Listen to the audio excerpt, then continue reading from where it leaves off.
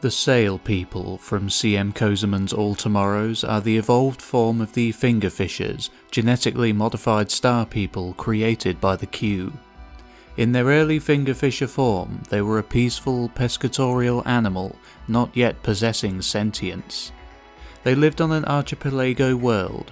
Whether this was the world the Q found these star people on originally, or whether they were transported there shortly before or after their transformation, is unknown. The book seems to indicate that their hooked fingers evolved independently of the Q's meddling, as it states that their elongated fingers became ambulatory fish hooks, meaning that while the Q had made the star people's fingers longer than they were originally, the hooks themselves had evolved on their own after these feral beings learned to pluck fish from the waterways of their world. Their teeth, again, seem to have become needle-like for eating fish, and were originally modified by the Q for a generalized diet, meaning that our first look at the fingerfisher is of one that has evolved from what the Q originally made.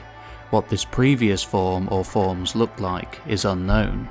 Later on, much later on, the fingerfishers would evolve into a wide variety of new forms. This was due to their world's many islands and continents being so scattered around the planet, meaning that perhaps hundreds of thousands of differing cultures would develop, more or less isolated from one another. This would mean that, once contact was established, the differences were such that constant conflicts and wars were basically guaranteed. Of all the forms of fingerfisher to call this world their home, one lineage would eventually re-evolve sentience. They would become the Sail People. The Sail People were named for their wing-like appendages, used not for flight, though some of their distant relatives did take to the sky, but for propelling themselves across their planet's innumerable waterways and oceans. Their elongated snouts grew longer still, coming to resemble a rather crocodilian form. Their tongues became ambulatory and were used as hands, as can be seen in the book's illustration, in which the individual in the background is shown grasping a harpoon while out hunting on the open water. The Sail People are said to be extremely violent by nature, in stark contrast to their peaceful fingerfisher ancestors. This was most likely out of necessity, as their laid-back way of life would not guarantee them a safe place in the species' future. Due to the sheer number of differing cultures on the Sail People's world, it would take thousands and thousands of years for them to truly unite. But when they did achieve world peace, they would begin to look to the stars above, embarking on missions of exploration.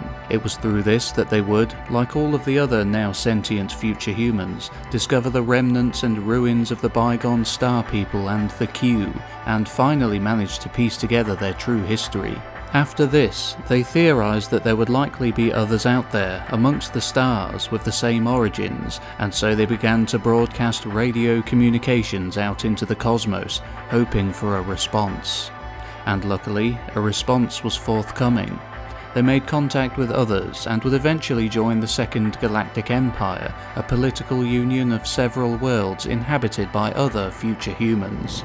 For almost 80 million years, a truly incomprehensible amount of time, the Sail People and the Second Galactic Empire would exchange information, technologies and experiences, achieving a level of greatness that we 21st century humans couldn't even imagine.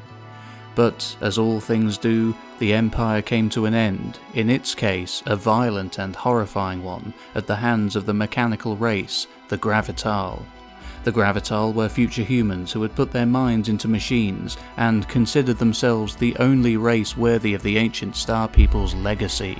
The Gravital blocked out the suns of the Empire's worlds, blanketing them in freezing darkness and destroying all of the world's inhabitants.